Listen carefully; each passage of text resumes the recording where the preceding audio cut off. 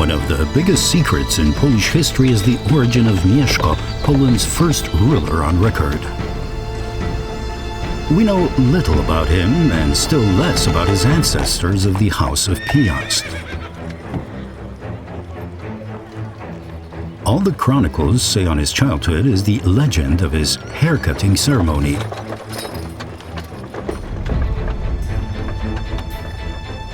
When Mieszko, who had been born blind, was 7, according to the pagan custom, he passed from his mother's care to his father's authority.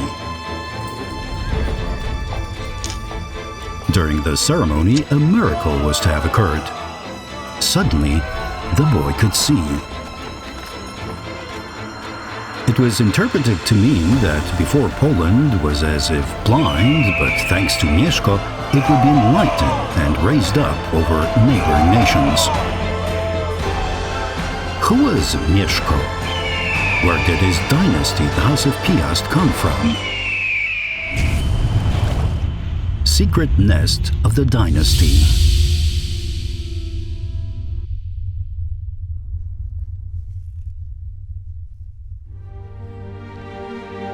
By the early 10th century, some countries in Europe had started to record their history. But what of the forests of today's Greater Poland? Until recently, we thought that the hill forts of the local clans gradually joined the realm of the Piast dynasty from the ancient stronghold of Gniezno, eventually, under Mieszko, creating a new state which took generations to evolve. Today, we know this is not true. To foreign observers, east, south, and west, Mieszko's state and he himself seemed to appear out of the blue, suddenly, to everybody's surprise.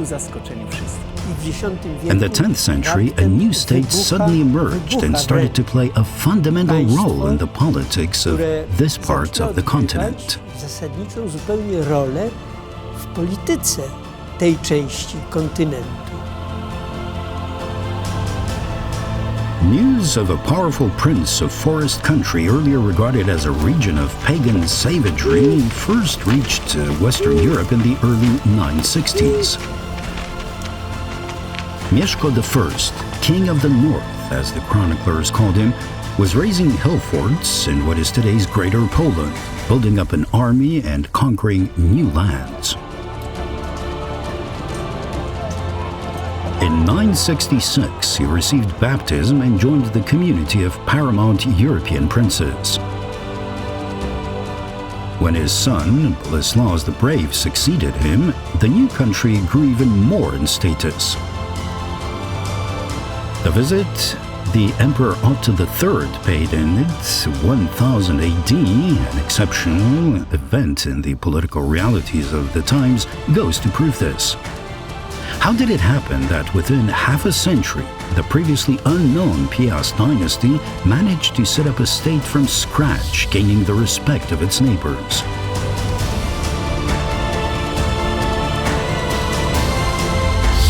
Who were the founders of the state known by the early 11th century as Poland? Were Mieszko and his forebears Slavs from Greater Poland or newcomers from another part of Europe? One of the popular hypotheses, the Norman concept, says that Scandinavian migrants, known as the Lach people, reached the territory of modern Poland already in the 6th century and are believed to have set up a state on the area of today's Greater Poland. Is there any archaeological evidence to confirm their presence here? Up to the 6th century, we get typically Scandinavian finds, but no more after that in Greater Poland. Not a trace of Scandinavians in the region for the next 300 years. In another version of the theory, Mieszko was a Danish chieftain called Dago who conquered Greater Poland in the mid-10th century. He is said to have come with an army of 3,000 men from the east, where Scandinavians has set up the Kievan state. The key argument for this theory was a transcript of a Latin document in which Mieszko, named Dagome, put his realm under the Pope's protection. This inscription occurs only once. No other sources say that Mieszko was not a Slav.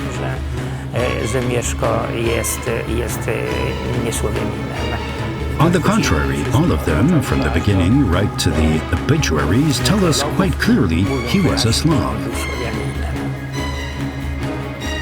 Today, scholars reject the claim that Mieszko was Scandinavian, but there are others claimed to have established the Polish state.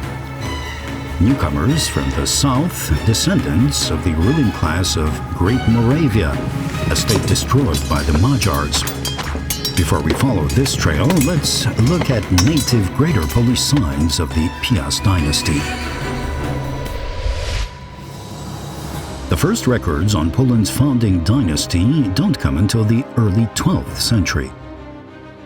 An anonymous foreign chronicler, referred to as Gallus, writes that its founding ancestor was a peasant named Piast, a poor plowman from the area of Gniezno. His son, Szymowit, deposed the wicked Duke Popiel and extended his lands. Szymowit's son, Lestek, ruled after him, and after that came Szymomysł, who begat the great and renowned Mieszko, as Gallus writes. What do we make of this record today? Gallus's chronicle was commissioned for political reasons. He was to create the founding myth of the Polish state and its ruling dynasty. The dynasty wanted to present itself as coming from Gniezno. This is a relevant point. Not only did they want to say that their rule originated in Gniezno, but also to stress the similarity between the name Gniezno and the West Slavic word gniazdo, nest. Henceforth, many Polish generations thought the ancient Piastin seat of Gniezno was the cradle of their royal dynasty. Only recently have scientists determined when exactly Gniezno's earthwork ramparts were built. They used the tree ring method to date the timber and found that Gniezno was much younger than many other hill forts in Greater Poland.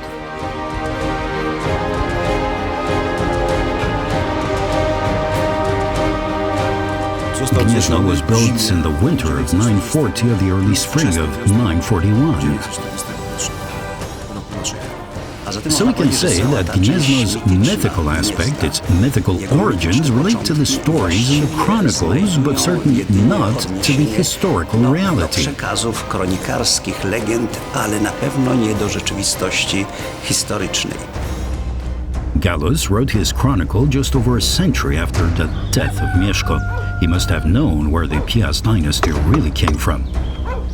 How can we discover its real ancestral nests that the chronicler was quiet about? About 90 hill forts are known for Greater Poland in the early 10th century, but less than 20 survived to Mieszko's times. Why so few?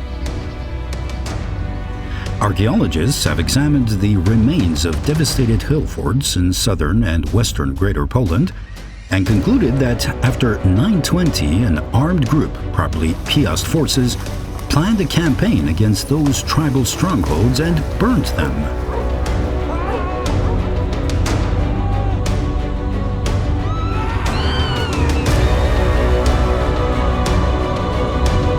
What's intriguing is that this was the area with the biggest potential and the largest concentration of strongholds in the entire basin of the river Warta.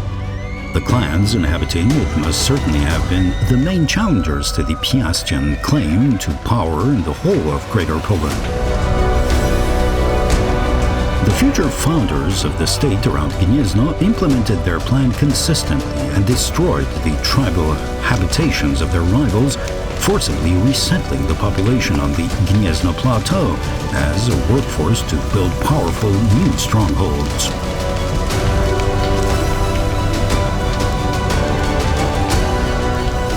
Where did the makers of this greater Polish revolution come from? What is the key to solving this puzzle?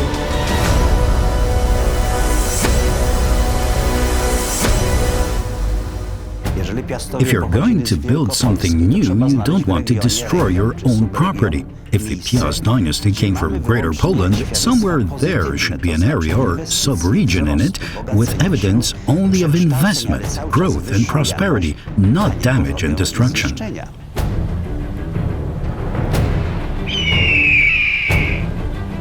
Researchers from Poznań came up with the hypothesis that it could have been Giecz, a hill fort that the Piast conquest of Greater Poland left unscathed. Dated to 860s, today the remains of Giecz still look impressive. Gallus wrote of Giecz that in Mieszko's times it provided the prince with 300 armored soldiers and 2,000 shield-bearers. Only Poznań, Gniezno and Włocławek supplied a comparable force.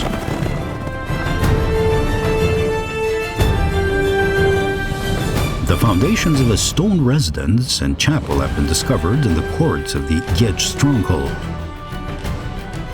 Although these buildings from the times of Bolesław the Brave were never finished, the remains of the 11th century church and the quality of artifacts found here may indicate the special rank of Giecz in the Piastian state. But the theory's critics point to the demise of Giecz after the invasion of Greater Poland by the Czech prince Bretislaus in 1038.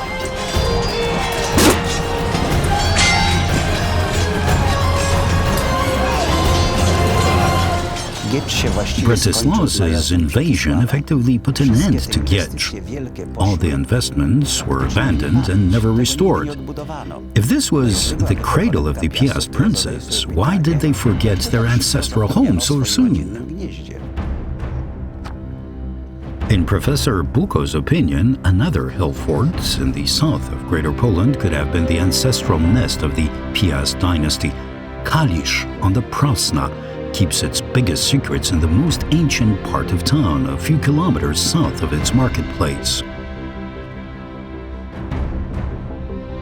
The Zawodzie Archaeological Reservation holds a hill fort as old as Giecz and with no signs of destruction from the Piastian conquest either.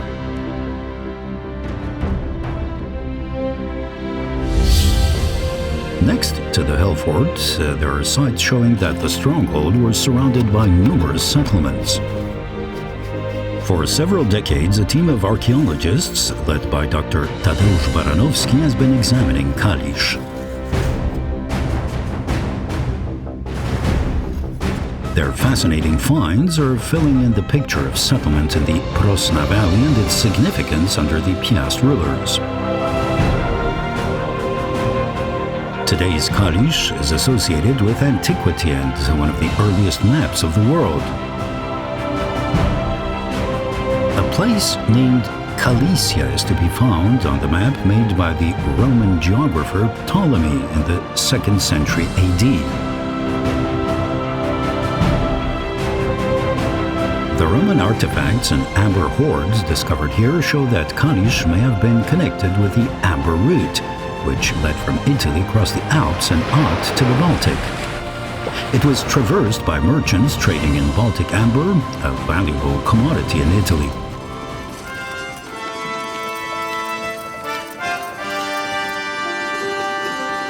An amber statuette cost much more than an able-bodied slave, as one chronicler wrote. The slaves, as well as animal skins and honey, were also traded in exchange for items made in the craftsmen's shops of the Roman Empire. The amber route started in Aquileia, north of the Danube and beyond the imperial border. Its exact course is still a matter of scholarly debate. Its stages were marked by the remains of Roman roads, bridges, and places where merchants stopped. Some people have said that Ptolemy's Cilicia was not modern Kalisz, but another town in today's Czech Republic. Perhaps Ptolemy's Cilicia might have referred to Kalisz, but I'm not so sure. Why? because settlements dating back to Roman times and associated with the culture of Rome have been discovered in the environs of Kalisz. rzymskich. Settlement in the Prosna Valley continued after the fall of the Roman Empire and during the migration period. It is hard to determine exactly when the Slavs arrived here. Archaeologists searching for signs of them in the Zawodzie area have come across the remains of a burial ground in use probably from the 6th to 8th century. One of the local landmarks is a stone Kergen burial mound over the ashes of an important personality from the tribal community.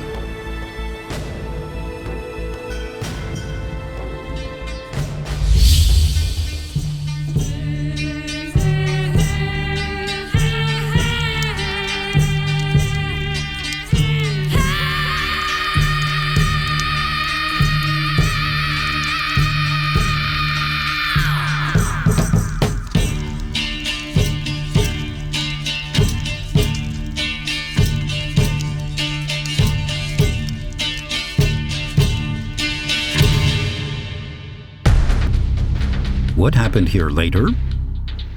1,000 years ago, the landscape of Zawodzie was definitely different from what it is today. Now, the river Prosna is much further away from the hill fort. To get an idea of the ancient lay of the land, archaeologists studied the geology and applied airborne laser scanning.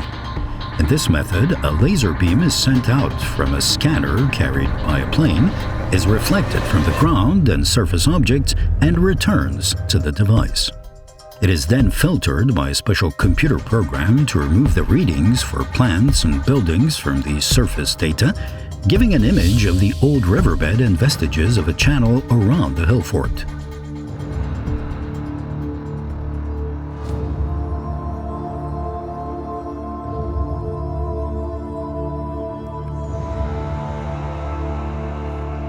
The shallows on the river made it easy to ford, and the islands in the middle were good places for defensive settlement. Originally, the Zawodzie fort sat on one of these islands, looking something like this once the burial ground was no longer in use.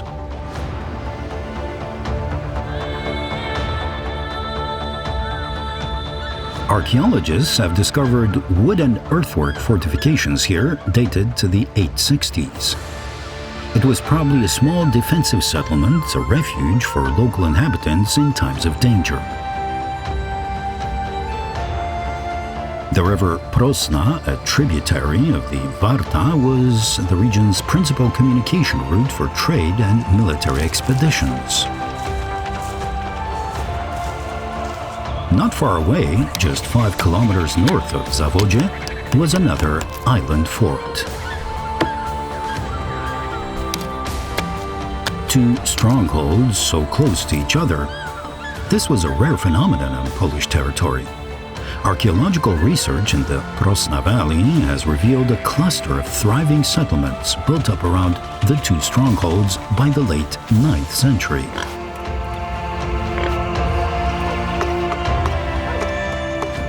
Apart from arable farming and animal grazing, there was also craftsmanship and trading. The economic potential of the tribal community inhabiting the Prosna Valley was growing at a fast rate.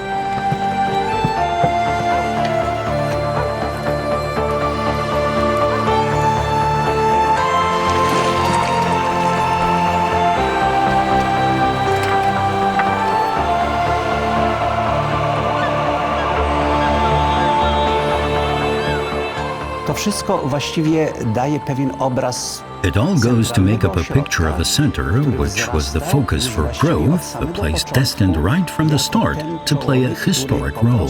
Miał do odegrania wielką historyczną rolę.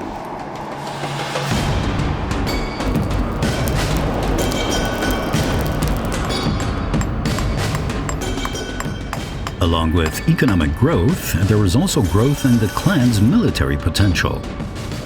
In the late 920s, the Piast princes of the Prosna Valley embarked on an expedition to acquire new lands.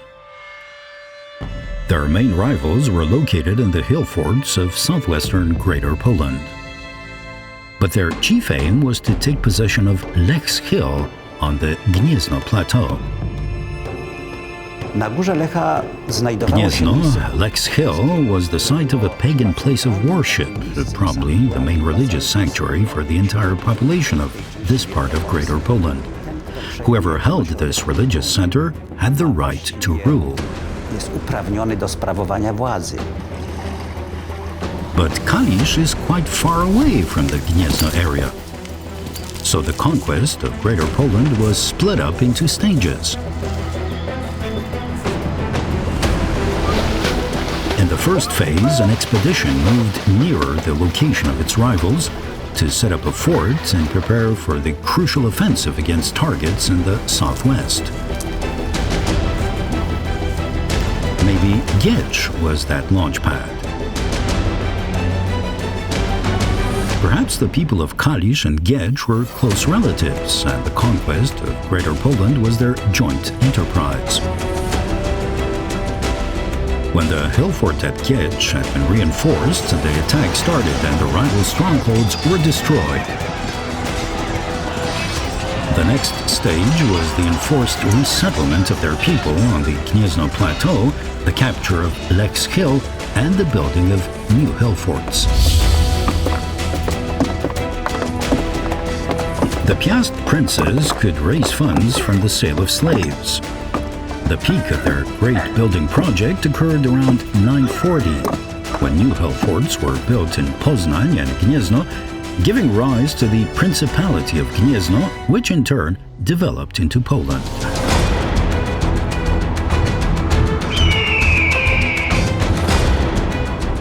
These historic developments could have been affected by Mieszko's legendary forebears, his grandfather Lestek and father Szymomysł. Mieszko was born in those turbulent times. When and where exactly, we don't know. Could the little prince's miraculous cure have happened in Kalisz?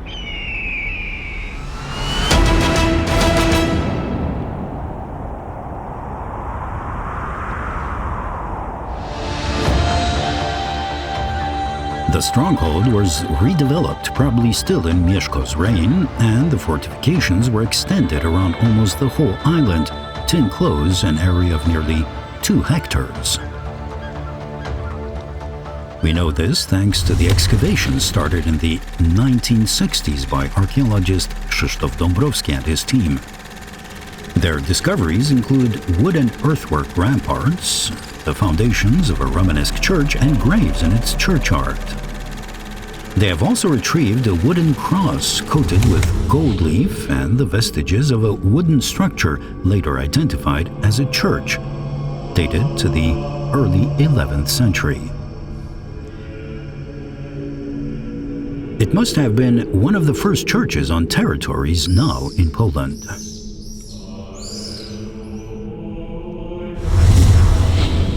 It was a very unusual discovery and very important, showing the beginnings of the earliest organizations of the church.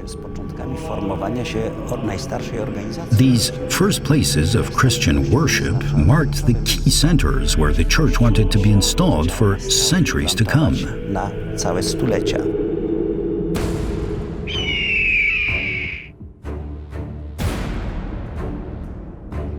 The high status of the Kalisz stronghold in the nascent Piast state is also shown by the many small forts discovered in its environs. 24 of them within a radius of just 30 kilometers. They made up a ring of defenses guarding access into the central fortress.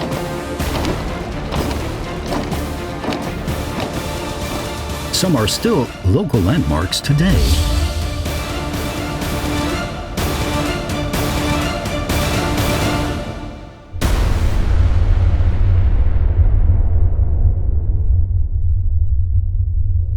One of the finds dated to the first Piast reigns discovered in the Prosna Valley is the Rajsków hoard, from what is now part of Kalisz. It had been dated to around 1000 AD. That includes a very rare denarius minted for Bolesław the Brave, considered to be the earliest Polish coin.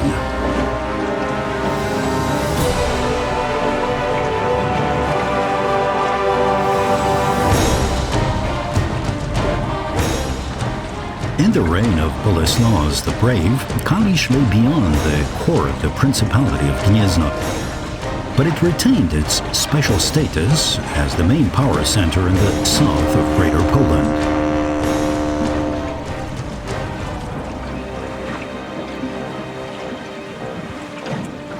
Its fortifications enclosed religious and secular edifices.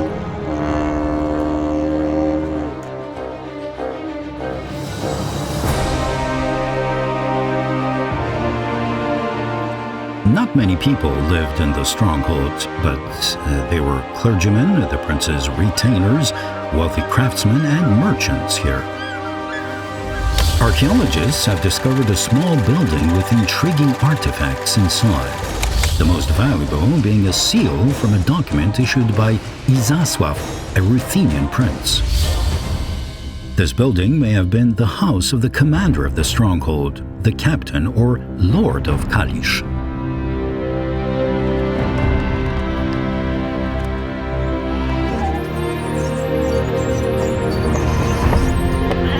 The inhabitants of numerous outlying settlements, farmers, craftsmen, and merchants provided services for the stronghold.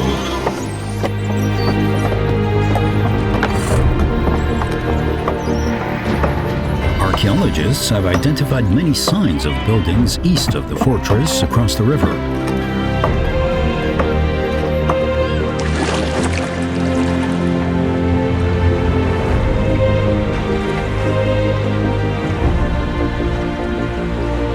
People serving the stronghold lived here.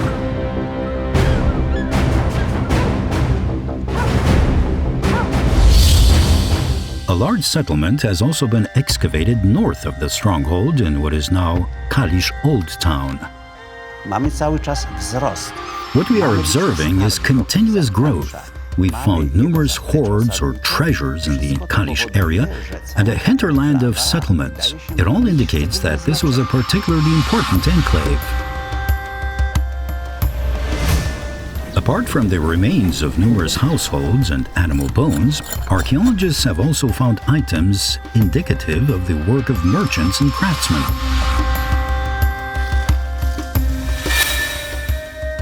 The gold head of a bull, an equal-armed cross, a plaque with an eagle, the weights and pans of a weighing balance.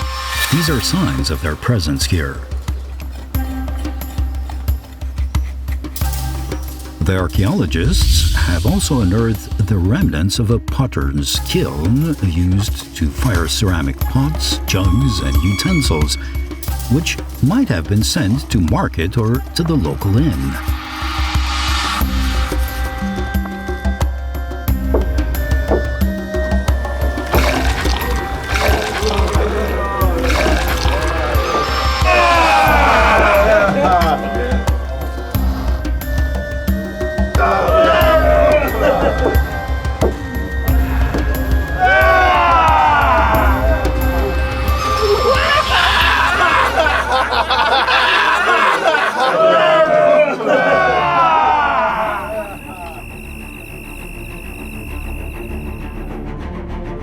In 1102, the Principality of Poland was split up between Zbigniew and Bolesław the Wry-Mouthed, sons of Władysław Herman. Kalisz was in the dominion of the elder son, Duke Zbigniew. Archaeologists have discovered numerous coins from the period, denarii with a cross design attributed to Zbigniew. Their large quantity may be a sign that Kalisz was where Zbigniew's minting house was located. But soon, the two brothers fell out and went to war against each other for the rule of the entire principality. For the Wry-Mouthed, success meant the capture of Kalisz. Ask why? Well, perhaps because it was his brother's capital. Perhaps because it was symbolic of important moments in Poland's history. Whoever held Kalisz had the right to rule.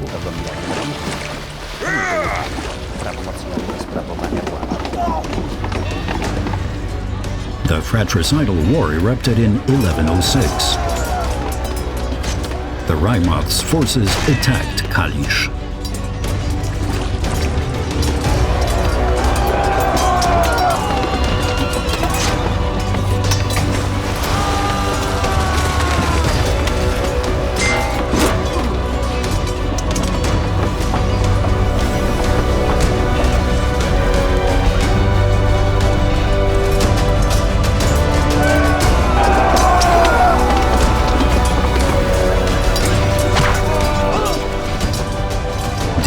siege, Kalisz entered the Chronicle of Gallus. Boleslaus hastened to Kalisz, and finding there only a handful of men faithful to his brother who put up resistance, he took it within a few days.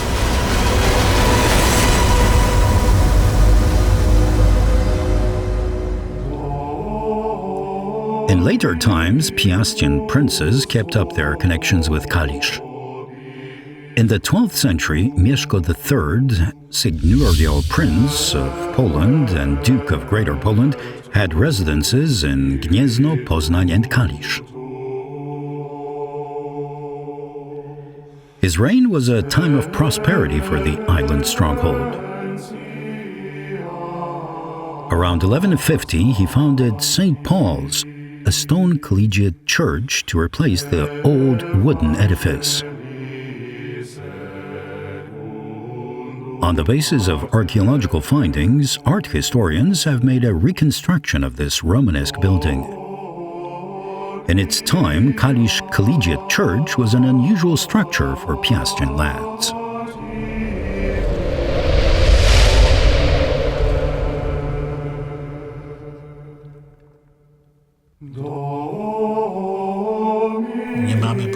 We don't have any comparable buildings. We have churches with a single nave and chancel, but they don't go up to this size.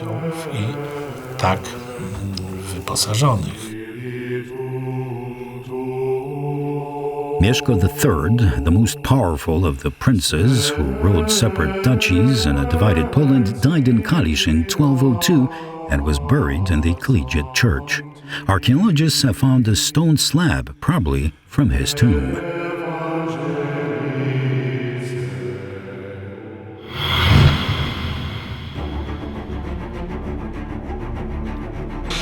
We still need to discover one more object in Mieszko III's stronghold, his residence. To find it, scientists are examining the stronghold using a magnetometer, which registers the magnetic field due to archaeological structures. The results of this research will help archaeologists in their exploration and hopefully lead to success. As time went on, the river eroded more and more of the island with the fortress. A decision was made, perhaps still in Mieszko III's lifetime, to reduce the fortified area to not much more than the immediate environs of the collegiate church. Year by year, the place lost more and more of its assets for defense. The last object archaeologists have identified from this period is a set of massive stone foundations on which a defensive tower once stood. Vestiges of the stronghold's final phase have been discovered around it.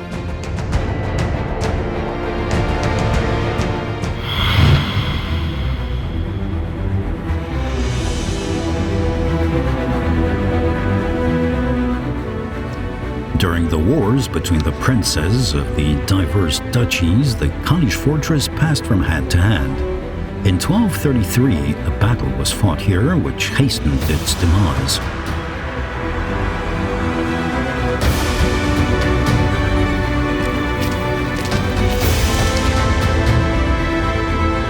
It was invaded by the army of Henry the Bearded, Duke of Silesia.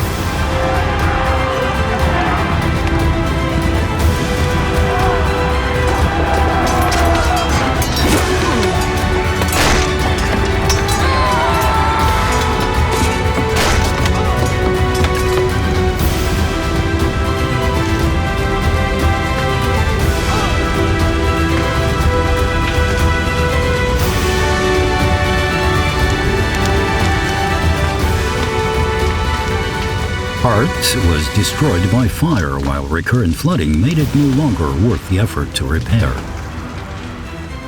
Henry the Bearded built a new stronghold not far away, on the site of today's city center. Kalisz had played a key role at the origins of the Piastian state and received special treatment from its successive rulers. But not all the scholars agree it was the ancestral seat of the Piast dynasty. Nie wierzę, że I ludzie can't believe that people from an area with no previous experience of statecraft or experiments with the setting up of a permanent territorial structure could suddenly have done it so quickly, efficiently, and successfully. odnieśli taki sukces. In my opinion, we should be looking for external influences. Wpływów zewnętrznych.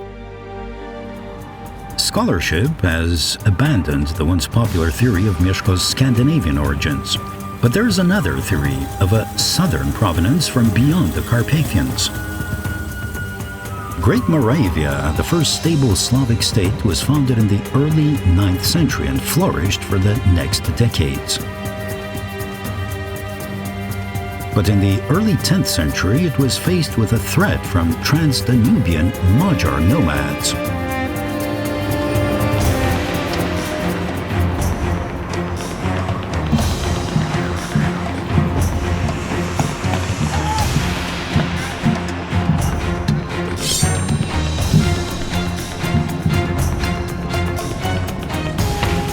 These Hungarian mounted warriors raised fear in neighboring lands.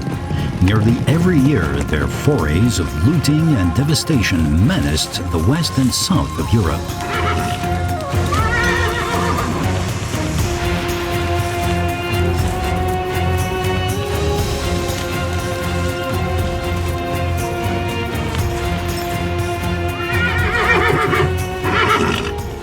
The powerful state of Great Moravia proved unable to stop them, and in 906, the Magyars finally destroyed it.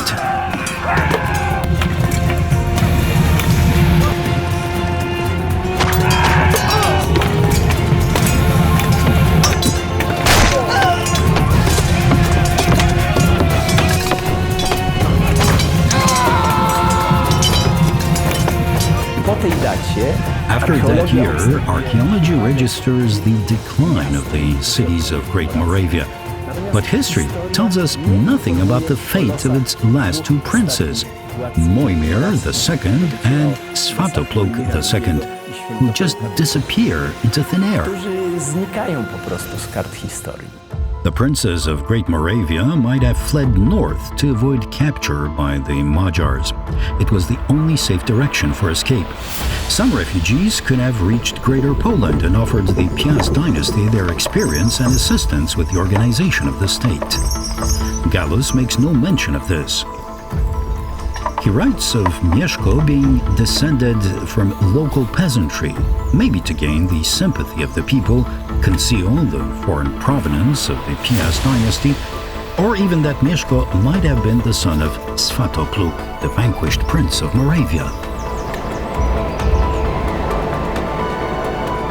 So where did the Piast dynasty of Poland come from? Will we ever know the whole truth about the origins of the founders of the Polish state?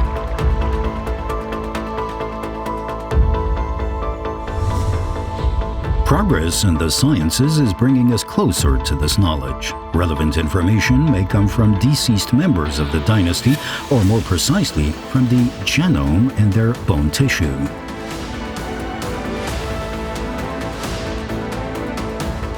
To put it in a nutshell, the human genome is like a very long inscription composed of 3 billion items encoding an individual's genetic information.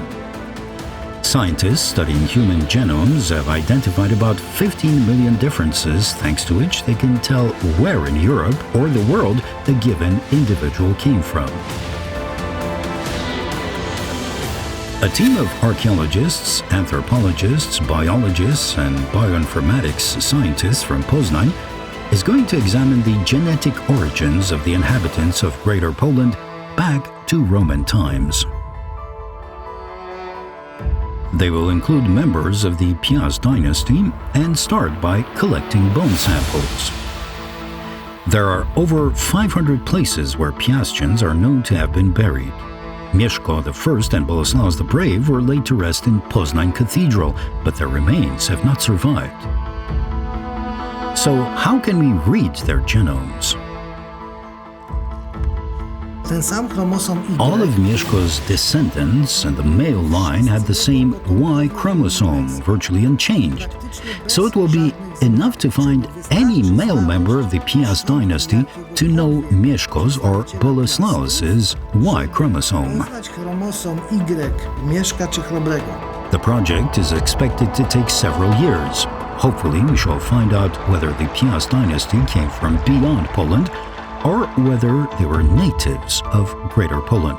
The hypothesis that they came from Kalisz will either be disproved or backed up by a new, very strong argument. The origins of Poland are still an open question with a lot still to be learned. Thanks to scientific research, the blanks are being filled in with new data, gradually giving a fuller picture of Poland's fascinating history.